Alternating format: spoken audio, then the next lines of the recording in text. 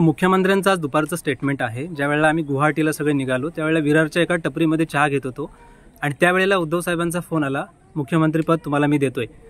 मात्र आज मुख्यमंत्र्यांनी त्यावर भाष्य केलंय की वेळ खूप उशीर झालेला आहे, त्यामुळे मी आता ते मला जमणार नाहीये. कसं बघताय वेदनाकडे? मुख्यमंत्र्यांच्या वक्तव्यावर किती विश्वास ठेवायचा हा प्रश्न केवळ उद्धव साहेबांना नाही, मला नाही, तर महाराष्ट्राच्या जनतेला आहे. कारण त्यांनी महाराष्ट्राचा केवळ उद्धव साहेबांचा नाही तर महाराष्ट्राच्या जनतेचा विश्वासघात केला. त्यामुळे या विधानावर किती विश्वास ठेवायचा हा प्रश्न आहे, तर त्यावर उत्तर देण्याची आवश्यकता आहे असं मला अजिबात वाटत नाही.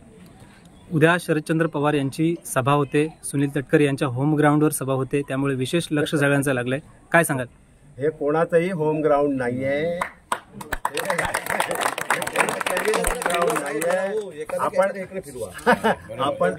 आपणच हवा तयार करतो आहोत, आपणच हवा भरतोय. पंक्चर झालेल्या टायर मध्ये हवा भरायचं काम करू नका. हे कोणाचंही होम ग्राउंड नाहीये. टायर पंक्चर झाल्याशिवाय राहणार नाही.